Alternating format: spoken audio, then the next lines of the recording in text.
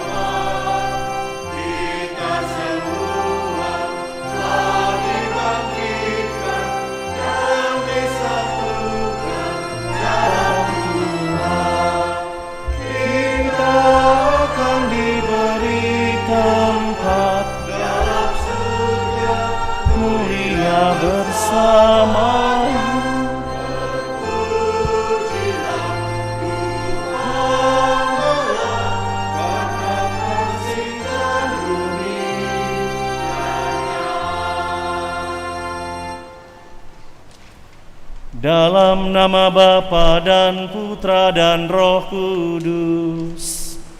Amin.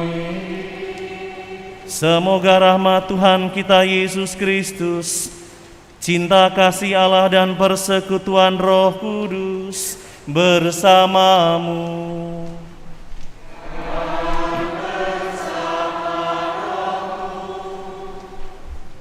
Umat Allah yang terkasih, kita masih dalam masa Paskah, dan kali ini gereja mengajak kita untuk memaknai masa Paskah pekan yang keempat ini dengan mengingat kembali panggilan Tuhan dalam diri kita masing-masing. Dan gereja mengajak kita secara khusus untuk mendoakan setiap panggilan, artinya setiap panggilan kepada kekudusan, baik itu yang disebut dengan imamat khusus ataupun yang dikenal dengan imamat umum, artinya para awam.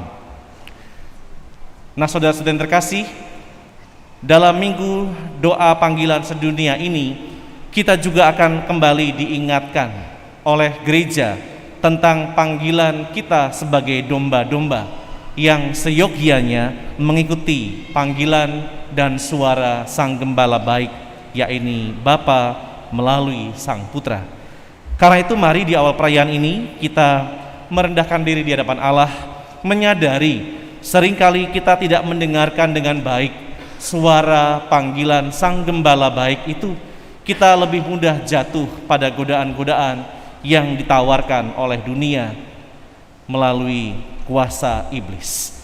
Mari hening sejenak, kita memeriksa diri kita di hadapan hadirat Allah.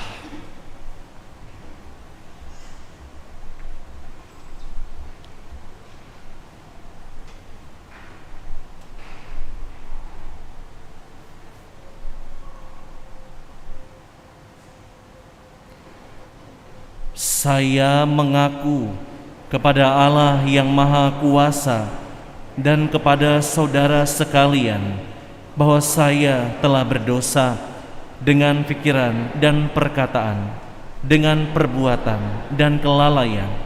Saya berdosa, saya berdosa, saya sungguh berdosa. Oleh sebab itu saya mohon kepada Santa Perawan Maria, kepada para malaikat dan orang kudus, dan kepada saudara sekalian, supaya mendoakan saya pada Allah Tuhan kita. Semoga Allah yang Maha Kuasa mengasihani kita, mengampuni dosa kita, dan mengantar kita ke hidup yang kekal. Amin.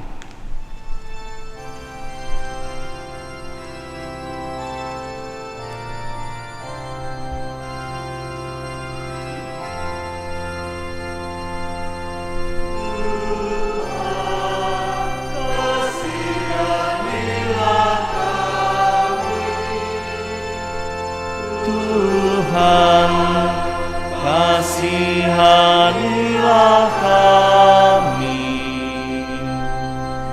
Kristus,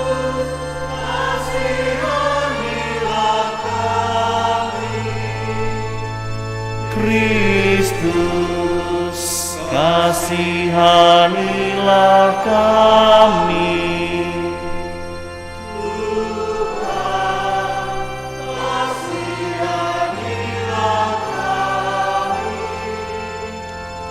Tuhan, kasihanilah kami.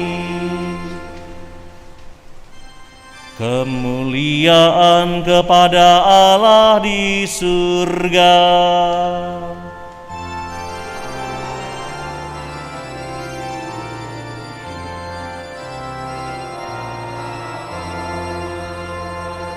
dan damai di bumi kepada orang yang berkenan padanya.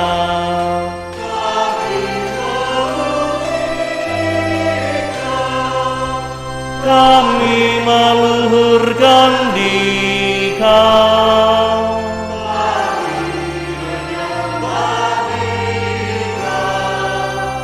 kami memuliakan Dikau.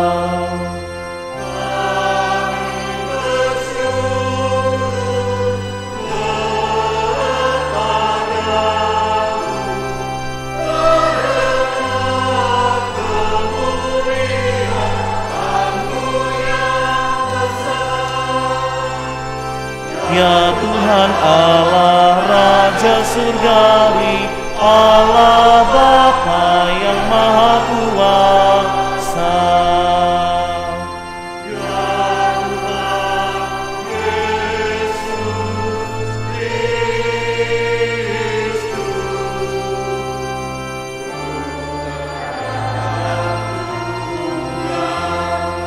ya Tuhan Allah, Anak Domba Allah, Putra Bapa.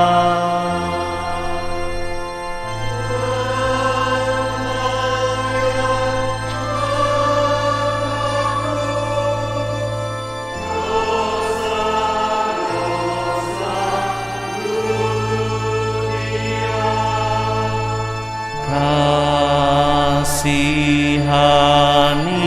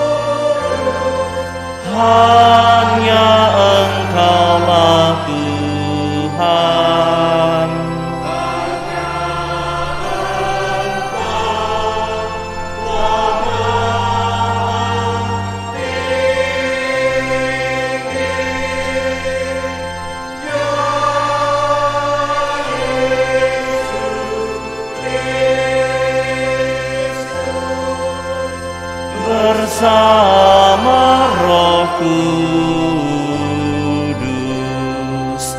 dalam kemuliaan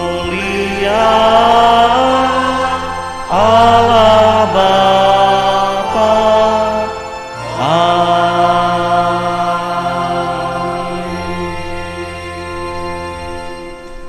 Marilah berdoa.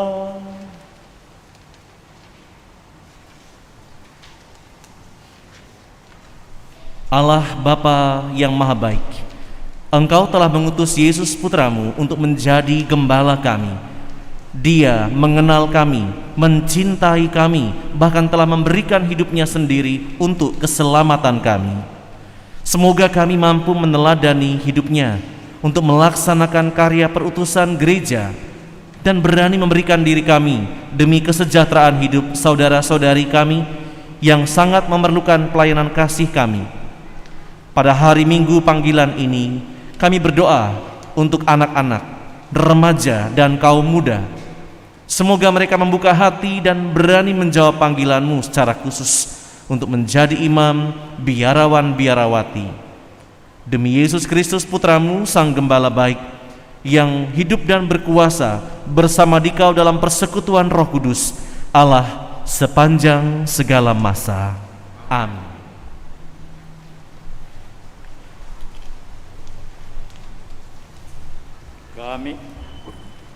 Kami berpaling kepada bangsa-bangsa lain. Pembacaan dari Kisah Para Rasul. Pada suatu hari, Paulus dan Barnabas melanjutkan perjalanan dari Perga, lalu tiba di Antiokhia di Pisidia. Pada hari Sabat mereka pergi ke rumah ibadat, lalu duduk di situ. Setelah selesai ibadat, banyak orang Yahudi dan penganut agama Yahudi yang takut akan Allah mengikuti Paulus dan Barnabas. Kedua rasul itu lalu mengajar dan menasihati mereka supaya tetap hidup di dalam kasih karunia Allah. Pada hari Sabat berikutnya, berkumpullah hampir seluruh kota itu untuk mendengar firman Allah. Akan tetapi, ketika orang Yahudi melihat orang banyak itu, penuhlah mereka dengan iri hati, dan sambil menghujat, mereka membantah apa yang dikatakan Paulus. Tetapi dengan berani Paulus dan Barnabas berkata, "Memang kepada kamulah firman Allah harus diberitakan lebih dahulu. Tetapi kamu menolaknya dan menganggap dirimu tidak layak beroleh hidup yang kekal. Karena itu, kami berpaling kepada bangsa-bangsa lain, sebab inilah yang diperintahkan kepada kami. Aku telah menentukan engkau menjadi terang bagi bangsa-bangsa yang tidak mengenal Allah, supaya engkau membawa keselamatan sampai ke ujung bumi." Mendengar itu, bergembiralah semua orang yang tidak mengenal Allah, dan mereka memuliakan firman Tuhan. Dan semua orang yang ditentukan Allah untuk hidup yang kekal menjadi percaya. Lalu firman Tuhan disiarkan di seluruh daerah itu. Tetapi orang-orang Yahudi menghasut perempuan-perempuan terkemuka yang takut akan Allah dan pembesar-pembesar di kota itu. Begitulah mereka menimbulkan penganiayaan atas Paulus dan Barnabas dan mengusir mereka dari daerah itu. Akan tetapi Paulus dan Barnabas mengebaskan debu kaki mereka sebagai peringatan bagi orang-orang itu, lalu pergi ke Ikonium. Dan murid-murid di Antiokhia penuh dengan sukacita dan dengan Roh Kudus. Demikianlah sabda Tuhan. Syukur kepada Allah.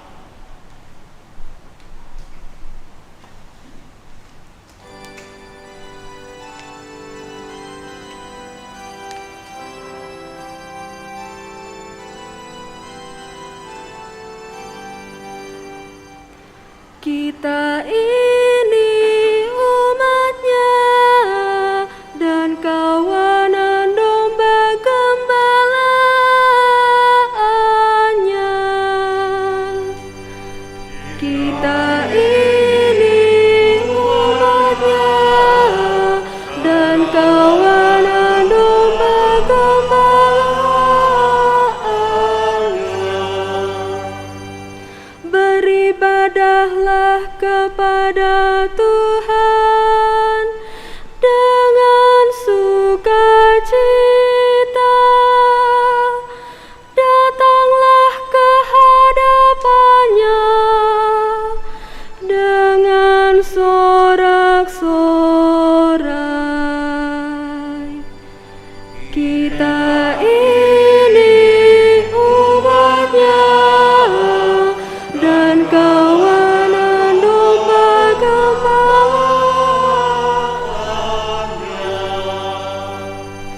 Ketahuilah bahwa Tuhanlah Allah, Dialah yang menjadikan kita, dan punya Dialah kita. Kita ini umatnya dan kawanan domba gembalaannya. Kita ini umatnya dan kawanan domba gembalaannya. Sebab Tuhan itu baik, kasih setianya untuk selama-lamanya, dan kesetiaannya tetap turun-temurun. Kita ini umatnya dan kawanan domba gembalaannya.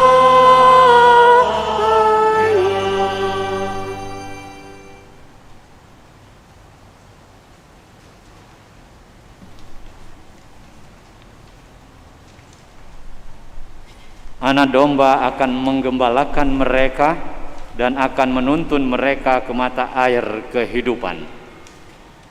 Pembacaan dari kitab Wahyu. Aku, Yohanes, mendapat penglihatan sebagai berikut. Nampaklah suatu kumpulan besar orang banyak yang tidak terhitung banyaknya, dari segala bangsa dan suku, kaum dan bahasa. Mereka berdiri di hadapan tahta dan di hadapan Anak Domba, memakai jubah putih dan memegang daun-daun palem di tangan mereka. Lalu seorang dari antara tua-tua itu berkata kepadaku, mereka ini adalah orang-orang yang keluar dari kesusahan besar. Mereka telah mencuci jubah mereka dan membuatnya putih di dalam darah Anak Domba. Karena itu mereka berdiri di hadapan tahta Allah dan siang malam melayani Dia di bait sucinya. Dan Ia yang duduk di atas tahta itu akan membentangkan kemahnya di atas mereka. Mereka tidak akan menderita lapar dan dahaga lagi. Matahari atau panas terik tidak akan menimpa mereka lagi. Sebab Anak Domba yang di tengah-tengah tahta itu akan menggembalakan mereka dan akan menuntun mereka ke mata air kehidupan. Dan Allah akan menghapus segala air mata dari mata mereka. Demikianlah sabda Tuhan. Syukur kepada Allah.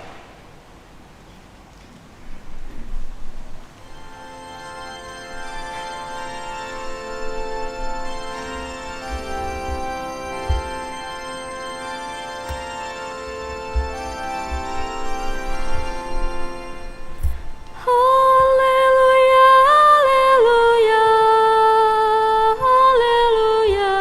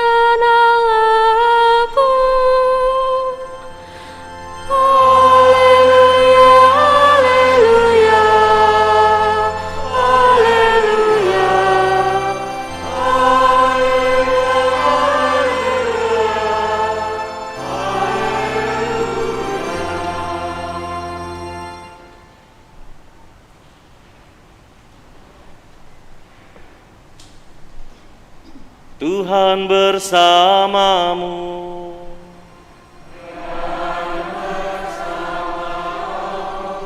Inilah Injil suci menurut Yohanes. Dimuliakanlah Tuhan.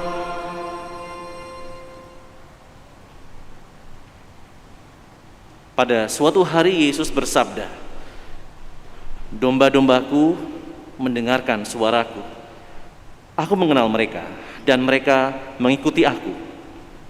Aku memberikan hidup yang kekal kepada mereka dan mereka pasti tidak akan binasa sampai selama-lamanya. Tidak seorang pun akan merebut mereka dari tanganku. Bapakku yang memberikan mereka kepadaku lebih besar daripada siapapun. Tidak seorang pun dapat merebut mereka dari tangan Bapa. Aku dan Bapa adalah satu." Demikianlah sabda Tuhan. Terpujilah Kristus.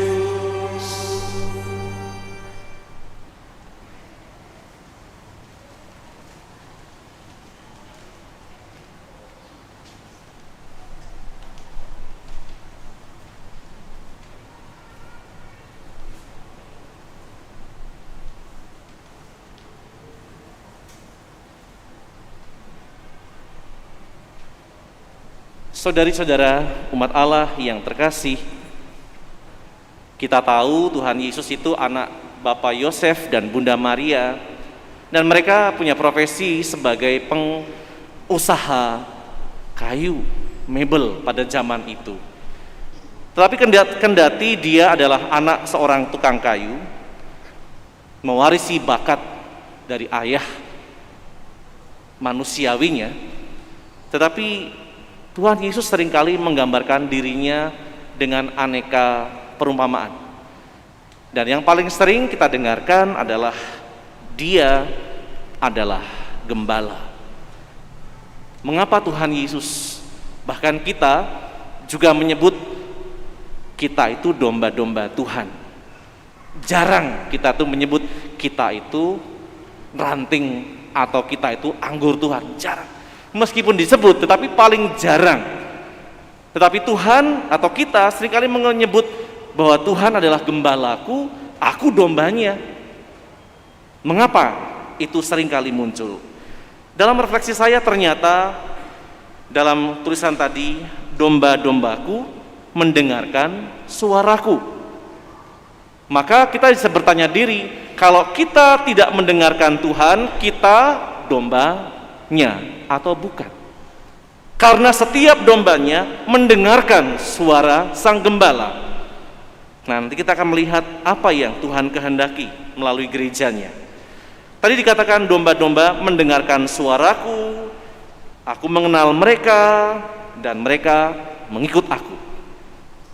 Nah, itu satu bagian kalimat yang sangat dalam maknanya. Domba-domba mendengarkan suaraku dan mereka mengikut aku. Padahal domba itu adalah hewan yang paling lemah sebenarnya. Kalau kadang-kadang digoda dengan sesuatu yang enak, contohnya rumput atau makanan yang enak, pasti mereka akan ngikut yang menggoda itu. Nah, disinilah kita bisa sedikit mencermati mengapa Tuhan Yesus memakai dirinya sebagai akulah gembala, padahal dia tukang kayu. Tuhan Yesus sebagai gembala, memang sekali lagi dalam tradisi Yahudi, gembala itu di depan, bukan di belakang. Kalau di sini kan Bapak Uskup selalu jalannya di belakang ya, tapi itu hanya perumpamaan. Gembala yang sejati selalu berjalan di depan, domba-domba ngikut di belakang. Jadi kalau domba itu kenal dengan pemiliknya, maka kemanapun si pemilik pergi, dia pasti akan ikut. Nah, tugas kita hanyalah melihat si gembala berjalan di depan dan kita ikut saja, gak usah noleh-noleh, ikut saja kemanapun dia bergerak atau berjalan. Lalu mengapa Tuhan Yesus menggambarkan dirinya sebagai gembala? Yang perlu kita ketahui adalah bahwa kita sebagai manusia adalah orang yang mudah tertipu oleh rayuan iblis. Iblis itu bisa menyamar sebagai malaikat terang yang menggoda kita dalam mimpi, yang menggoda kita dalam penglihatan. Kita itu mudah tergoda. Maka kalau kita tidak waspada, kita akan mudah ditipu. Itu yang pertama alasannya mengapa kita harus terus memandang dan mendengarkan apa yang Tuhan kehendaki. Karena kita adalah orang yang mudah tertipu. Lalu yang kedua, musuh kita, yakni musuh kerajaan surga, akan selalu mengambil keuntungan dari kelemahan kita. Kelemahan kita itu dicatat oleh surga, tetapi kelemahan kita juga dicatat oleh iblis, sehingga dia akan mencari keuntungan, mengambil keuntungan dari kita. Contohnya sederhana, apakah kita sekarang ini betul fokus dalam ekaristi? Ketika tadi ada saudara-saudara kita yang terlambat datang masuk ke sini, sebagian yang saya lihat matanya tertuju kepada yang mengganggu tadi. Itulah cara iblis menggoda. Yang terlambat tadi bukan iblis ya, tapi dipakai kelemahannya yang ada di sini itu untuk menggoda, sehingga yang tadi datang terlambat itu mengganggu pandangan atau mengganggu konsentrasi. Dan iblis tahu itulah kelemahan kita. Itu baru satu. Belum lagi kalau misalnya di sini ada anak yang mulai bersuara kencang gitu, lalu yang lain udah ngomel. Itu juga cara iblis untuk menggoda kita, karena kita bisa teralihkan fungsi otak kita dengan gangguan-gangguan seperti itu. Nah, saudara-saudara terkasih, domba-domba Kristus mendengarkan suaranya. Saya mau mengajak tidak merefleksikan dari Injil ini saja, tetapi saya mengangkat sedikit tulisan atau pesan Bapa Suci dalam doa Minggu Panggilan Sedunia ke-59 ini. Beliau mengajak kita untuk merenungkan sebuah tema, dipanggil untuk membangun keluarga manusia. Saya ambil beberapa poin saja yang akan saya sedikit ulas dari apa yang beliau sampaikan. Mudah-mudahan membantu kita juga untuk memaknai panggilan dalam diri kita, yakni panggilan kekudusan, panggilan menjadi pengikut Kristus, panggilan menjadi domba Kristus yang sejati dan tidak digoda oleh aneka kepentingan. Saudara-saudari, Bapak Suci mengatakan bahwa kita diundang atau dipanggil untuk menjadi, yang pertama, untuk menjadi pelaku misi gereja bersama-sama. Kita masih ingat beberapa bulan terakhir kita baru saja, bagi yang ikut ya, baru saja diundang untuk mengadakan sinode. Dan dalam sinode itu kita ditawarkan dengan kata-kata kunci, yakni persekutuan, partisipasi, dan misi. Persekutuan, partisipasi, dan misi. Nah, Bapak Suci mengajak kita untuk menjadi pelaku misi gereja bersama-sama. Jadi tidak hanya misi sendirian. Kalau sekarang para SCY, ada 2 konfrater saya yang diutus ke Keuskupan Agung Samarinda, berkarya di Kalimantan, di tanah yang baru buat kami, itu misi dari kongregasi. Ada juga yang pergi ke Argentina, ke Kanada, tanah India, dan sebagainya. Itu misi mengembangkan kerajaan Allah sesuai dengan panggilan. Nah, bagaimana dengan keluarga-keluarga? Keluarga-keluarga juga punya misi, meskipun tidak harus sama dengan para romo. Karena misi keluarga adalah membangun keluarga menjadi pribadi-pribadi yang tangguh dalam iman, menjadi pribadi-pribadi yang kuat dalam pengharapan, dan penuh hikmat dalam kebaikan. Nah, itulah misi yang dikehendaki. Bapak Suci mengingatkan kita bahwa karena baptisan, semua tanpa kecuali adalah agen evangelisasi. Evangelisasi itu artinya kabar baik ya. Evangelion, kabar sukacita, kabar baik. Maka saudara-saudari terkasih, mari kita menjadi agen-agen evangelisasi, agen-agen misi yang menyuarakan, yang menghadirkan, yang membahanakan sukacita bagi orang-orang sekitar. Sukacita tidak harus tertawa ya, tetapi sukacita itu mendatangkan kegembiraan ketika kita hadir atau kita bisa menyambut orang meskipun tidak selalu orang menyambut kita. Itu adalah evangelion.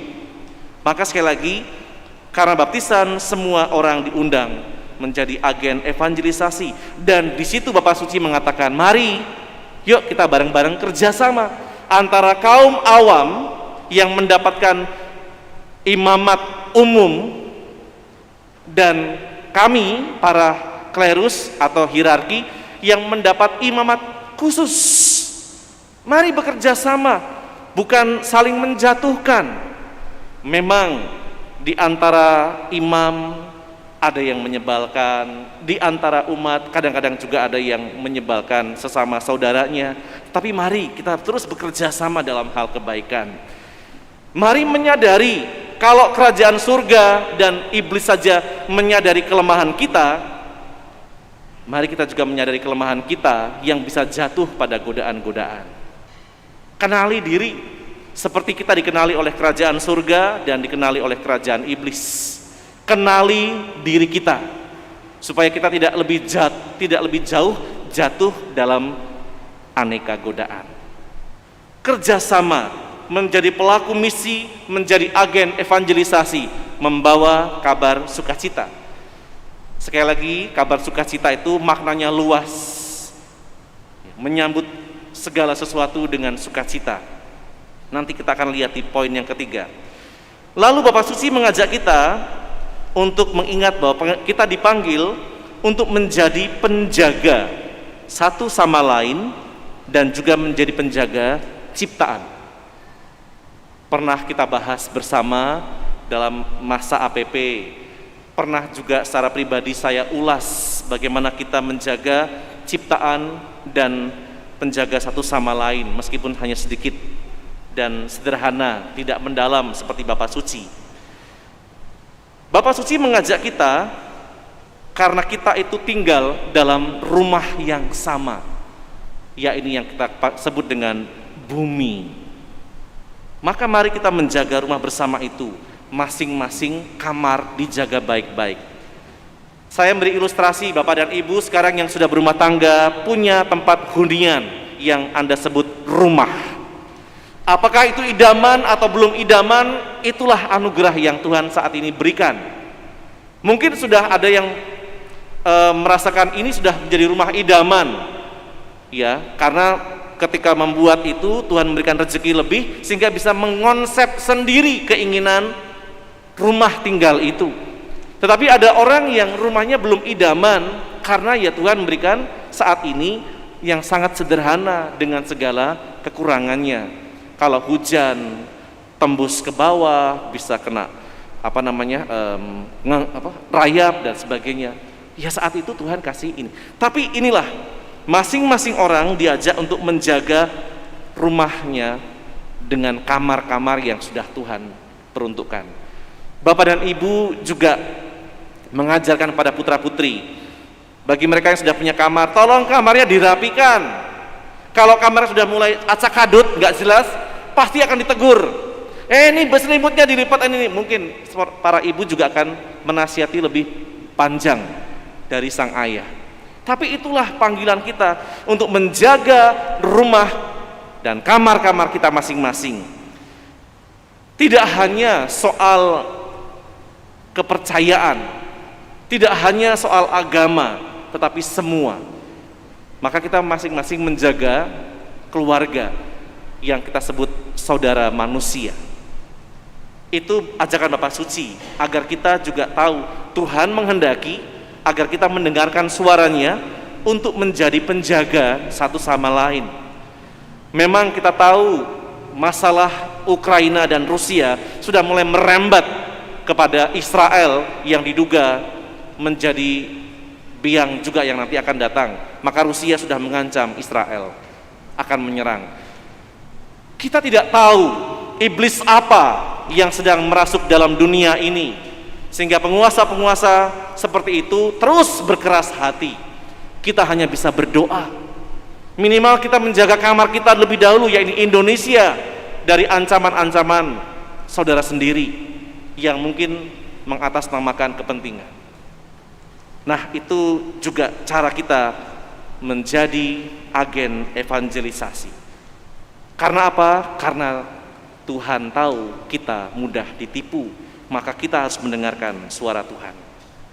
Lalu yang ketiga, Bapak Suci mengatakan kita dipanggil untuk menyambut dan menanggapi tatapan tatapan Tuhan. Maksudnya apa, Romo? Nah, Bapak Suci mengatakan, Bapak Suci pertama-tama membandingkan Michelangelo Buonarroti. Mungkin kita tidak tahu siapa Michelangelo Buonarroti, tapi kalau kita menyebut Michelangelo bisa saja persepsinya macam-macam. Ada yang menyebutnya Michelangelo itu kura-kura ninja, ya. Michelangelo, Donatello, Leonardo, itu salah satu saja.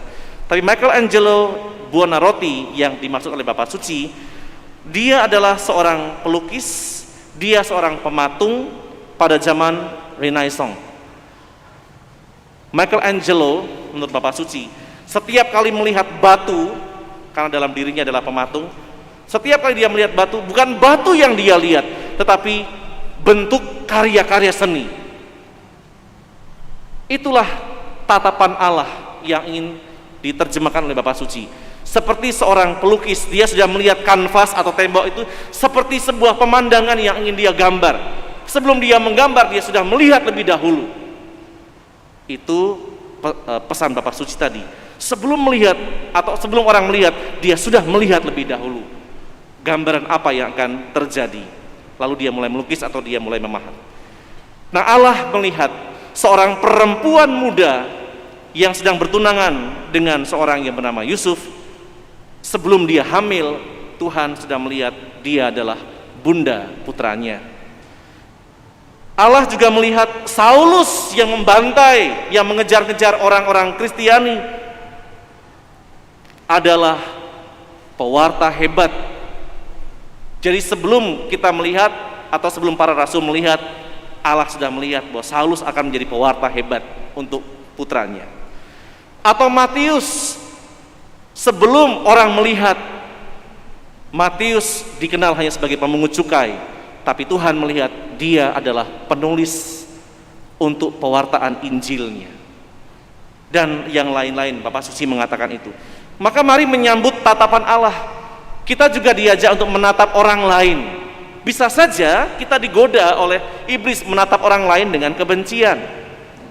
Tapi mari kita melihat, siapa tahu orang yang kita benci itu adalah, atau yang tidak kita suka adalah orang yang hebat yang akan dipakai Tuhan di masa depan. Kita tidak tahu.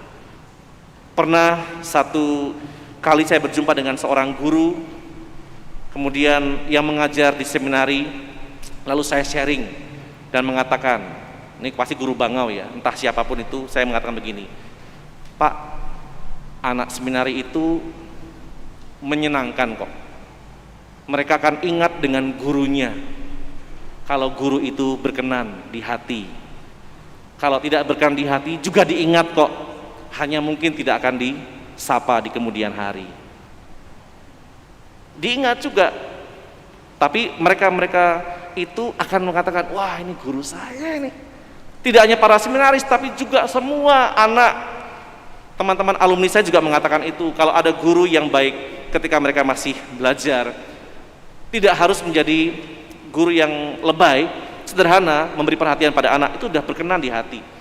Ada guru-guru yang mungkin karena kekerasan dirinya, diingat juga kok sama anak-anak, tapi tidak akan disapa. Ketika nanti mau beli sesuatu ya mungkin harga tetap sama gitu.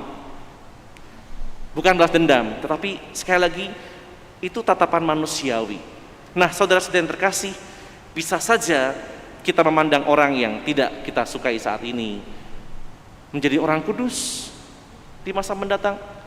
Kita kalah cepat menjadi orang kudus karena kita selalu berpikiran yang buruk. Itu menyambut tatapan Allah. Lalu bagaimana menanggapi tatapan Allah?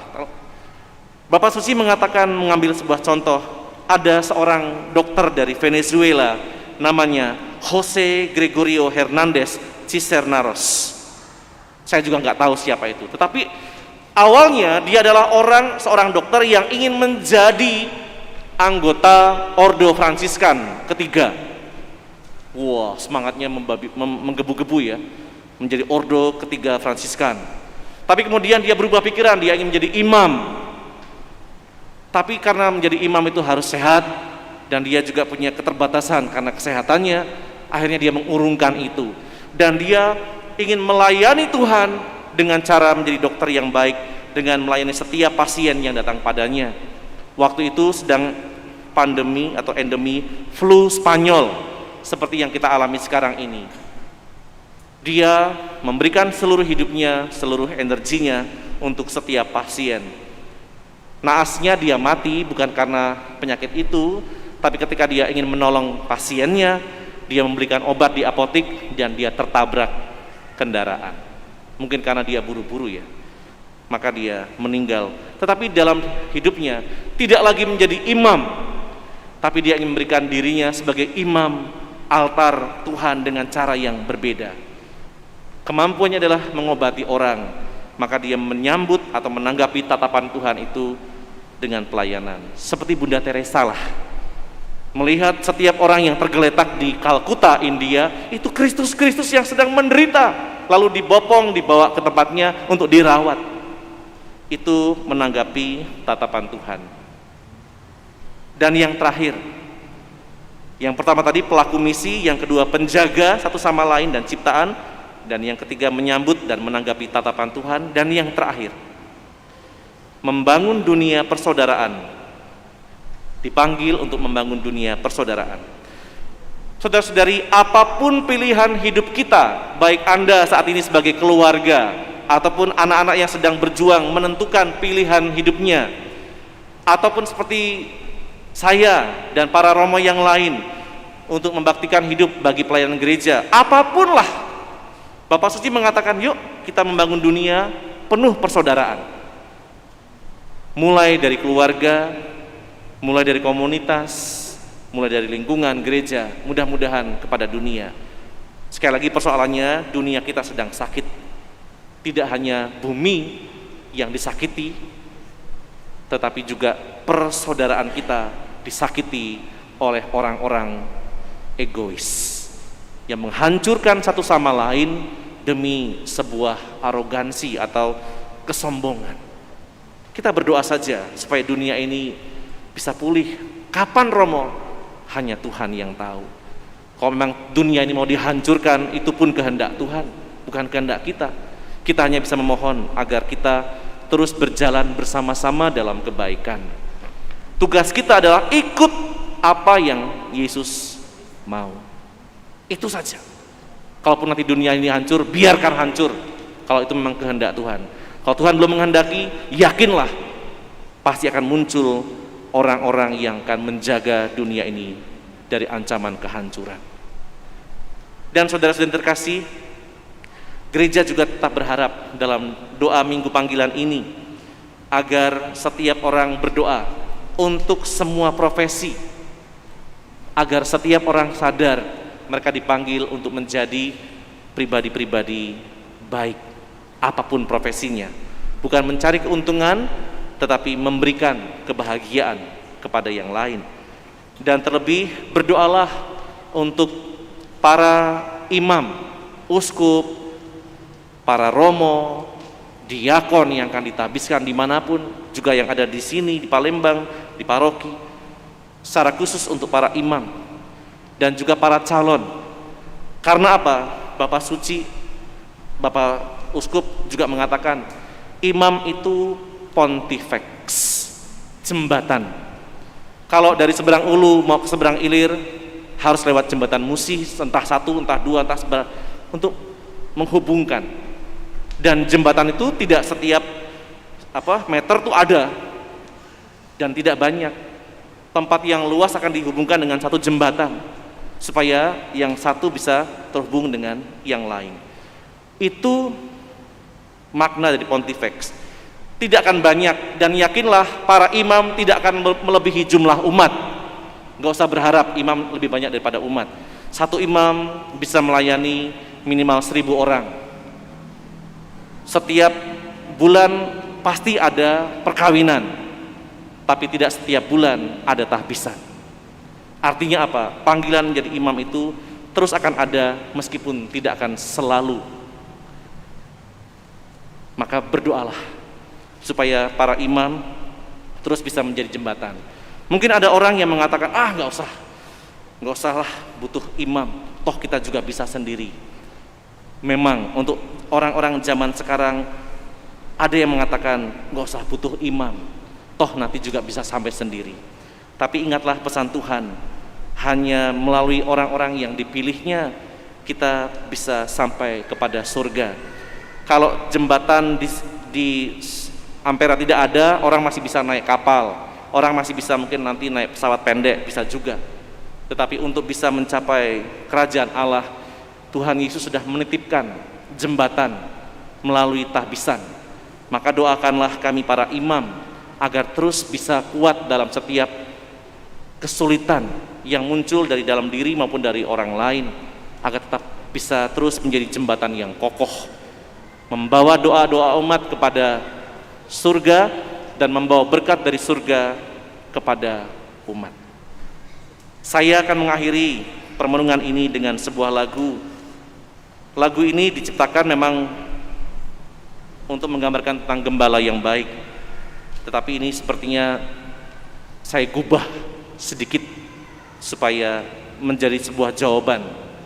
Kalau judulnya Engkau Gembala yang Baik, itu jawaban dari ungkapan dari manusia kepada Kristus, tapi saya gubah sedikit jawaban Kristus atau Allah kepada kita.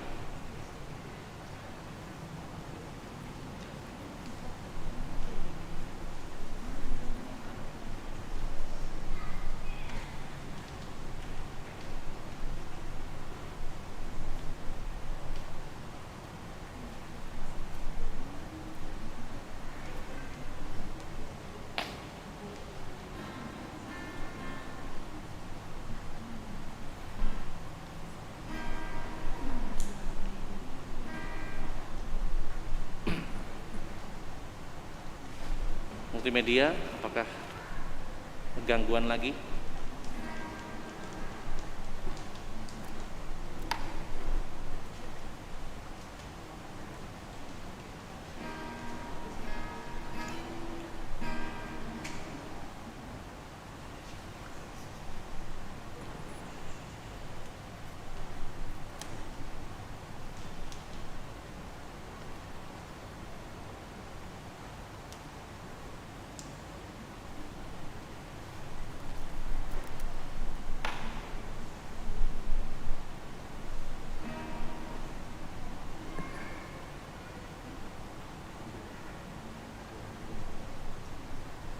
Mulmet, apakah yang di sini dinyalakan?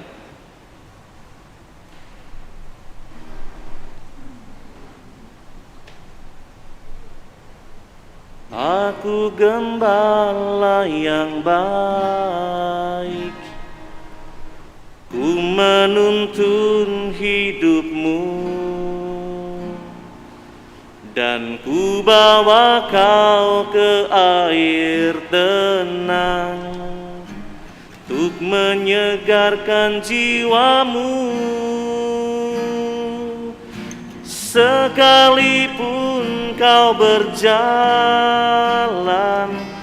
dalam lembah kekelaman, janganlah gentar kau melangkah, sebab aku besertamu.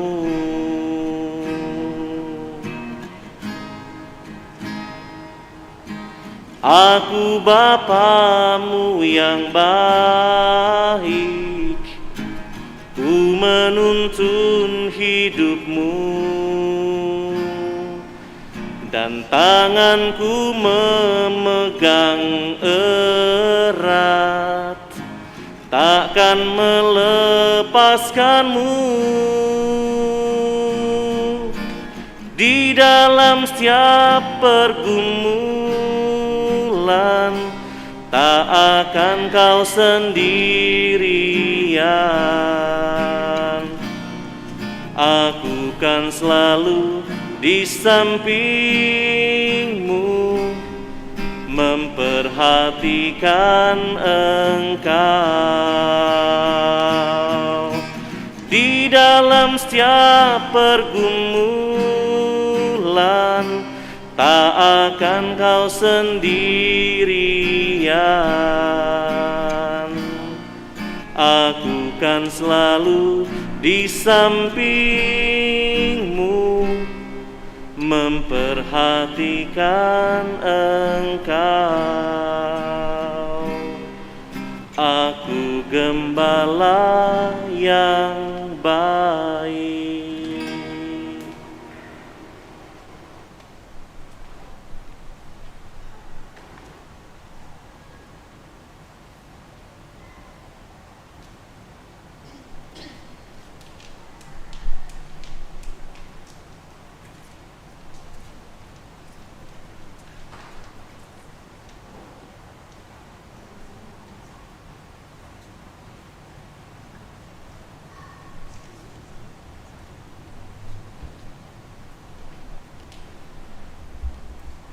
Sekarang mari bersama-sama kita bangkit berdiri dan menanggapi iman kepercayaan kita kepada Allah. Aku percaya akan Allah, Bapa yang Maha Kuasa, Pencipta langit dan bumi, dan akan Yesus Kristus, Putranya yang tunggal Tuhan kita, yang dikandung dari Roh Kudus, dilahirkan oleh perawan Maria, yang menderita sengsara dalam pemerintahan Pontius Pilatus, disalibkan, wafat dan dimakamkan, yang turun ke tempat penantian, pada hari ketiga bangkit dari antara orang mati, yang naik ke surga, duduk di sebelah kanan Allah Bapa yang Maha Kuasa. Dari situ Ia akan datang mengadili orang yang hidup dan yang mati. Aku percaya akan Roh Kudus, Gereja Katolik yang kudus, persekutuan para kudus, pengampunan dosa, kebangkitan badan, kehidupan kekal. Amin. Allah Bapa yang Maha Kasih, Yesus Putramu bersabda, domba-dombaku mendengarkan suaraku, aku mengenal mereka dan mereka mengikut aku. Ya Bapa, bantulah kami untuk senantiasa mendengarkan suara Putramu terkasih, karena Ia akan selalu membimbing kami pada jalan kebenaran dan keselamatan. Kini kami datang kepadamu untuk menyampaikan doa-doa permohonan kami dengan pengantaraannya. Bagi Sri Paus, para uskup dan para imam, semoga Sri Paus, para uskup, para imam, para gembala yang Engkau pilih menjadi gembala-gembala yang baik, yang mengenal domba-dombanya, serta melayani dengan kasih tanpa pamrih. Marilah kita mohon. Tuhan, dengarkanlah doa umat-Mu. Bagi pemimpin negara dan bangsa di dunia, semoga para pemimpin negara dan bangsa di dunia selalu menghargai dan mendengarkan suara jeritan kaum tertindas dan memperjuangkan nilai-nilai kehidupan yang adil, rukun dan damai bagi semua umat manusia. Marilah kita mohon. Tuhan, dengarkanlah doa umat-Mu. Bagi para misionaris, para imam, biarawan-biarawati, selibater, awam, petugas pastoral, semoga para misionaris, para imam, biarawan-biarawati, awam, petugas pastoral dengan penuh setia untuk menyuarakan kebenaran dan keadilan, serta mampu membimbing umat-Mu pada jalan kebenaran dan keselamatan. Marilah kita mohon. Tuhan, dengarkanlah doa umat-Mu. Bagi anak-anak dan remaja misioner, semoga anak-anak dan remaja misioner sanggup mendengarkan suara-Mu dan berani menjawab panggilan-Mu untuk menjadi imam, bruder, dan suster. Bantulah orang tua dan para pendamping untuk selalu setia membimbing anak-anak dan remaja misioner. Semoga apa yang mereka taburkan dalam hati anak-anak dan remaja bisa tumbuh subur dan menghasilkan buah berlimpah. Marilah kita mohon. Tuhan, dengarkanlah doa umat-Mu. Bagi umat yang hadir dalam perayaan ini, semoga kami umat-Mu yang hadir dalam perayaan ini siap menanggapi panggilan dan perutusan-Mu untuk memberikan hidup bagi sesama kami yang sangat memerlukan bantuan cinta kami. Marilah kita mohon. Tuhan, dengarkanlah doa umat-Mu. Kita doakan bersama doa mohon panggilan. Ya Yesus, Putra Allah, Engkaulah yang diutus oleh Bapa kepada umat manusia di segala penjuru bumi. Kami berseru kepadamu melalui Maria, Bundamu dan Bunda kami. Semoga gereja tak berkekurangan panggilan, terutama untuk mengabdikan diri secara khusus demi kerajaan. Ya Yesus, Engkaulah satu-satunya penyelamat bagi umat manusia. Kami berdoa untuk saudara-saudari kami yang telah menjawab ya atas panggilan-Mu dalam imamat, hidup bakti dan misi. Semoga hidup mereka diperbarui dari hari ke hari menjadi Injil yang hidup. Tuhan yang berbelas kasih dan kudus, utuslah senantiasa para pekerja yang baru ke ladang panenan kerajaan. Bantulah mereka yang Kau panggil untuk mengikutimu di zaman kami ini. Semoga dengan mengkontemplasikan wajah-Mu, mereka dengan gembira menanggapi misi agung yang Kau percayakan kepada mereka demi kebaikan umat-Mu dan kebahagiaan semua manusia. Engkaulah Allah yang hidup dan berkuasa, bersama Bapa dan Roh Kudus, kini dan sepanjang masa. Amin. Allah Bapa Maha Kasih, terimalah doa-doa permohonan yang kami panjatkan kepadamu dengan penuh iman. Semoga kami mendengarkan suara-Mu yang penuh kasih, sehingga kami pun dapat menjadi saksi-saksi cinta-Mu untuk menyuarakan kebenaran dan keselamatan dalam kehidupan ini. Dengan pengantaraan Kristus, Tuhan dan Gembala kami. Amin.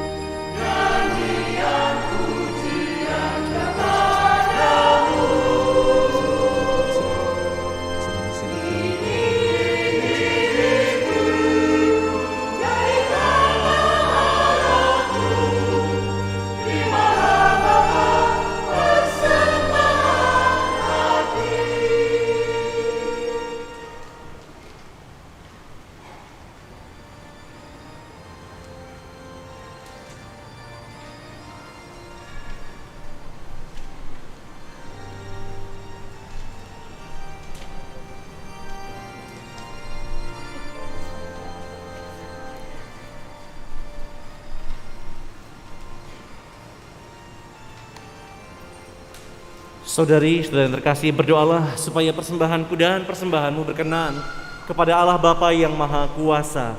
Semoga persembahan ini diterima demi kemuliaan Tuhan dan keselamatan kita, serta seluruh umat Allah yang kudus. Allah Bapa, sumber kebahagiaan hidup kami, di altar suci ini kami menaruh persembahan karya tangan kami yang sederhana sebagai ungkapan syukur dan pujian kami bagimu. Baruilah seluruh hidup, panggilan, dan perutusan kami, agar menjadi tanda yang menghidupkan dan menyelamatkan banyak orang. Demi Kristus Tuhan, pengantara kami. Amin. Tuhan sertamu.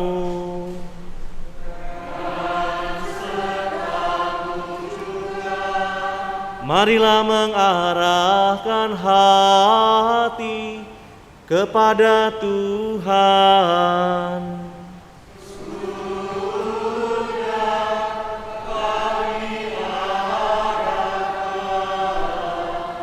Marilah bersyukur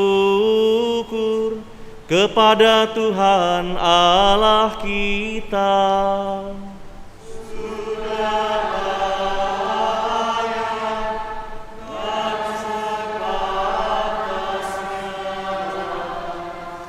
Sungguh pantas dan benar, layak dan menyelamatkan, memuji Dikau setiap waktu Tuhan. Tetapi teristimewa pada masa ini, kami memuji Engkau dengan lebih meriah, sebab Kristus Paskah kami sudah dikorbankan. Dengan pengantaraannya, anak-anak terang dilahirkan untuk kehidupan yang kekal, dan pelataran kerajaan surga dibuka bagi kaum beriman. Sebab oleh wafatnya kematian kami ditebus, dan di dalam kebangkitannya kehidupan semua ciptaan dipulihkan. Maka dari itu dalam sukacita Paskah yang berlimpah, seluruh dunia di atas muka bumi bersorak-sorai. Demikian juga kekuatan surga serta para malaikat mengumandangkan madah kemuliaan bagimu dengan tak henti-hentinya bernyanyi.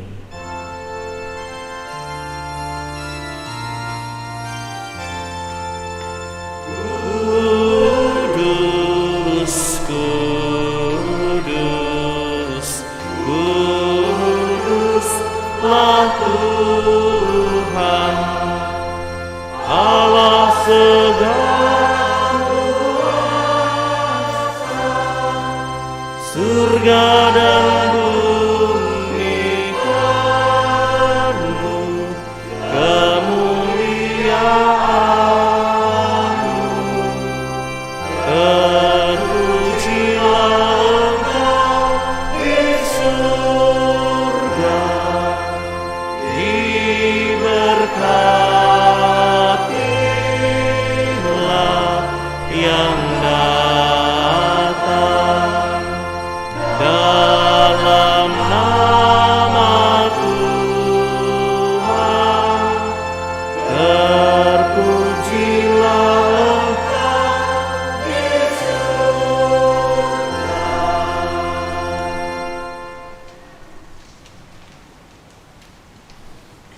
Sungguh kuduslah Engkau Tuhan, sumber segala kekudusan. Maka kami mohon, kuduskanlah persembahan ini dengan pencurahan Roh-Mu, agar bagi kami menjadi tubuh dan darah Tuhan kami Yesus Kristus. Ketika Dia diserahkan untuk menanggung sengsara dengan rela, Dia mengambil roti, dan sambil mengucap syukur Dia memecah-mecahkan, lalu memberikannya kepada murid-muridnya seraya berkata, "Terimalah dan makanlah kamu semua. Inilah tubuhku yang diserahkan bagimu."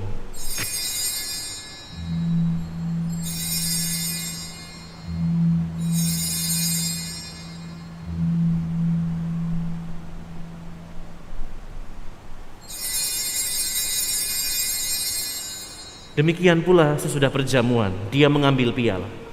Sekali lagi Dia mengucap syukur kepadamu, memberikannya kepada murid-muridnya seraya berkata, "Terimalah dan minumlah kamu semua. Inilah piala darahku, darah perjanjian baru dan kekal, yang ditumpahkan bagimu dan bagi semua orang demi pengampunan dosa. Lakukanlah ini sebagai kenangan akan daku."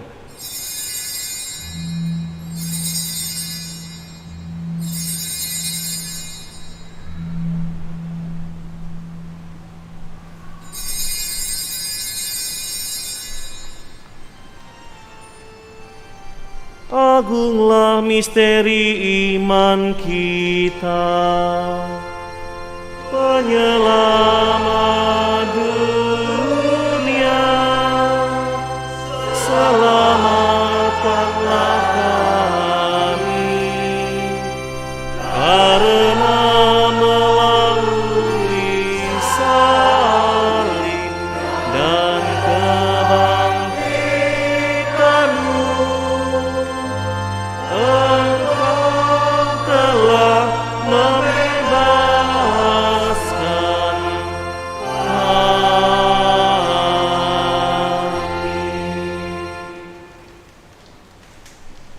Sambil mengenangkan wafat dan kebangkitan Kristus, kami persembahkan kepadamu Bapa roti kehidupan dan piala keselamatan.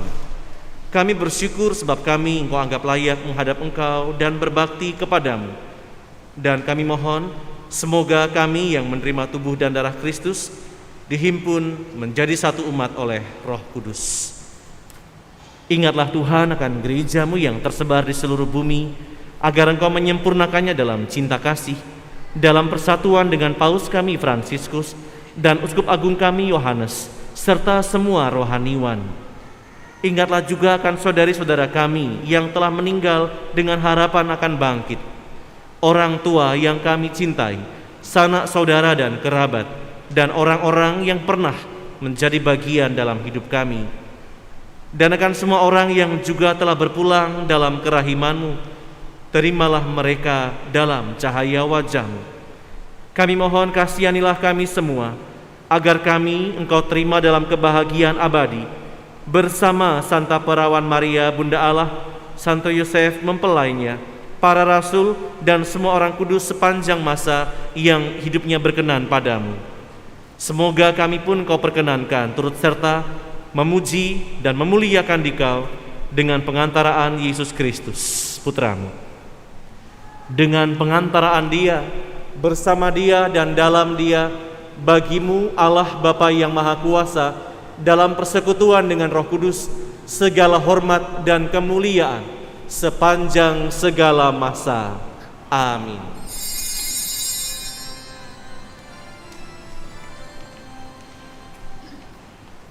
Atas petunjuk penyelamat kita dan menurut ajaran ilahi, maka beranilah kita bersama berdoa padanya.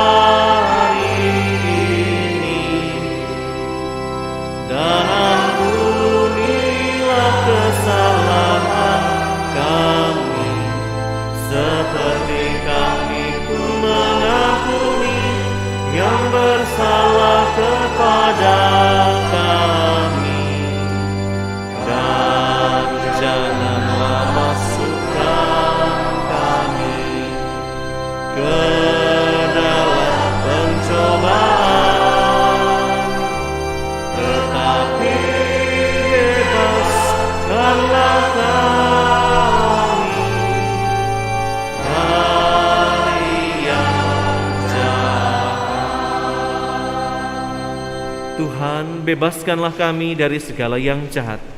Sudilah memberi damai sepanjang hidup kami, supaya kami yang telah dikuatkan oleh kelimpahan belas kasih-Mu selalu bebas dari dosa dan dijauhkan dari segala gangguan, sambil menantikan harapan yang membahagiakan dan kedatangan penyelamat kami, Yesus Kristus. Sebab Engkaulah Raja yang mulia dan berkuasa untuk selama-lamanya. Tuhan Yesus Kristus, Engkau telah bersabda kepada para rasul-Mu, damaiku kutinggalkan bagimu, damaiku kuberikan kepadamu. Janganlah memperhitungkan dosa kami, tapi perhatikanlah iman gereja-Mu dan berilah kami damai dan kesatuan sesuai dengan kehendak-Mu. Engkau yang hidup dan meraja sepanjang segala masa. Amin. Damai Tuhan bersamamu.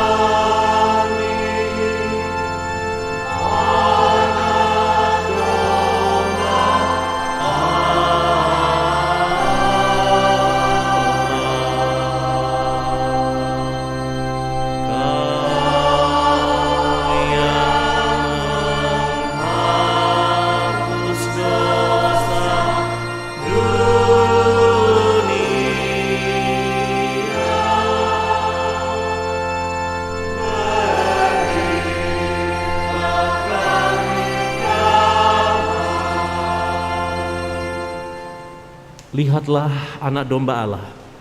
Lihatlah Dia yang menghapus dosa dunia. Berbahagialah saudari-saudara yang malam ini diundang ke perjamuan anak domba. Tuhan, saya tidak pantas Engkau datang kepada saya, tetapi bersabdalah saja, maka saya akan sembuh.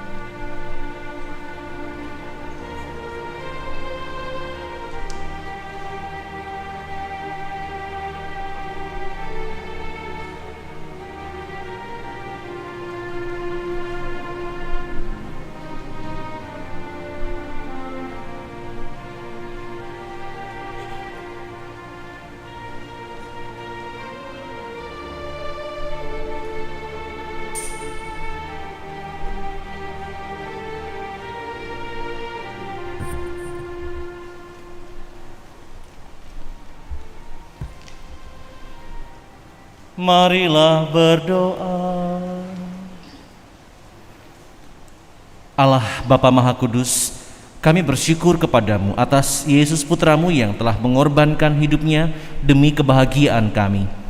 Semoga rohnya menghimpun kami menjadi satu umat, menjadi gerejamu yang memancarkan cahaya pembebasan bagi semua orang di dunia, sampai saatnya Engkau menjadi segalanya bagi semua orang. Demi Kristus Putramu, Tuhan dan Gembala kami. Amin.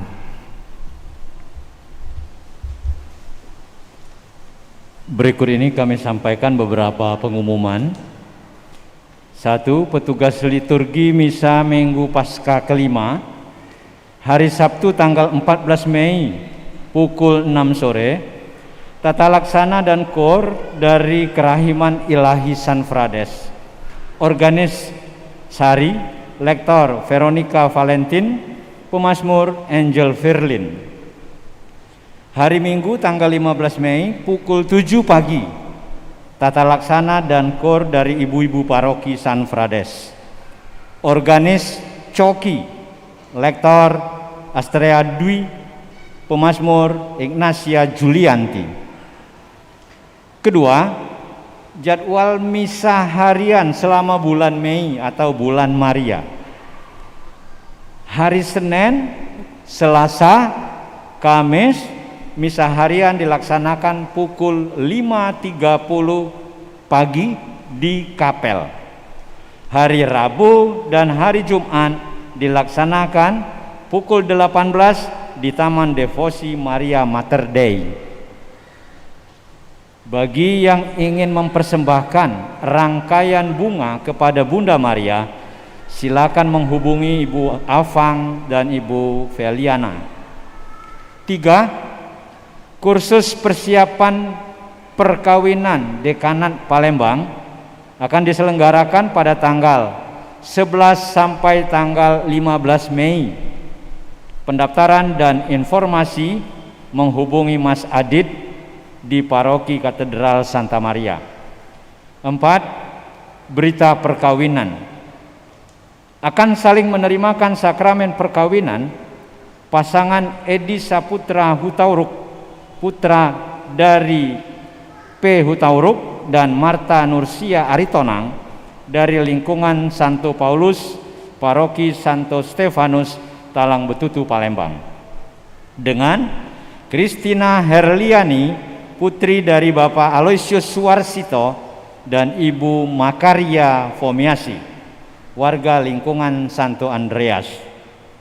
Rencana perkawinan pada tanggal 22 Mei tahun 2022 di Paroki San Frades. Barang siapa mengetahui adanya halangan perkawinan bagi pasangan tersebut, wajib melapor kepada pastor paroki. 5. Jadwal baptisan kanak-kanak. A. Rekoleksi untuk orang tua dan wali baptis dilaksanakan pada tanggal 29 Mei pukul 16 di Balai Paroki. B. Penerimaan sakramen dilaksanakan pada tanggal 5 Juni pukul 17 di gereja. Formulir pendaftaran dapat diambil dengan Ibu Fidelia. 6. Di bulan Juni akan kita mulai pelajaran penerimaan sakramen Krisma.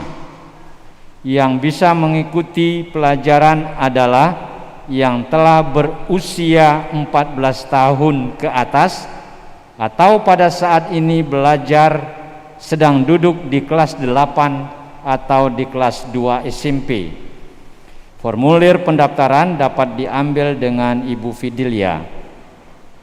Saudara-saudari terkasih, demikianlah beberapa hal telah kami sampaikan. Selamat menikmati waktu yang berkualitas bersama keluarga. Selamat malam. Umat Allah yang terkasih, terima kasih atas kebersamaan kita pada Minggu Pekan Paskah yang keempat ini.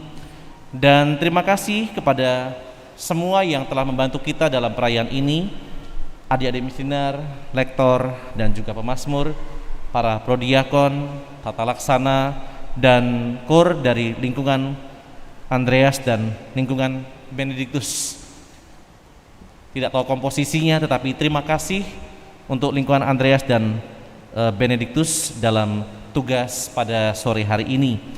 Dan sekedar informasi saja bahwa minggu depan tanggal 14 dan 15 umat Allah yang ada di sini akan segera kedatangan calon pastor paroki yang baru. Maka nanti dalam perayaan ini apakah mereka rombongan akan sampai di sini sebelum waktu misa atau sudah lewat, kita tidak tahu, tapi yang jelas rencananya mereka kalau sempat akan bergabung entah dalam misa sore ini seperti ini atau misa minggu paginya. Dan rencana dari keuskupan sudah direncanakan tanggal 29 mendatang akan ada serah terima jabatan dari saya sebagai yang lama akan diserahkan kepada yang baru. Maka dalam minggu-minggu ini adalah minggu-minggu pelepasan saya. Maka seperti lagu dalam lagu Madah Natal ya, gembala pergilah cepat-cepat, supaya saya bisa mengemban tugas yang baru. Maka terima kasih untuk semuanya, dan mari kita saling mendoakan selalu agar karya-karya pelayanan kita senantiasa menjadi kemuliaan bagi Tuhan. Terima kasih buat semuanya. Mari kita sekarang bangkit berdiri, mempersiapkan hati menyambut berkat Tuhan.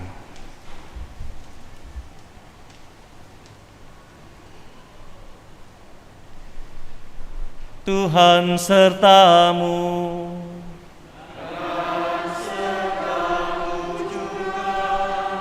Allah yang Maha Kuasa melimpahkan berkat-Nya kepada saudara sekalian, Bapa dan Putra dan Roh Kudus.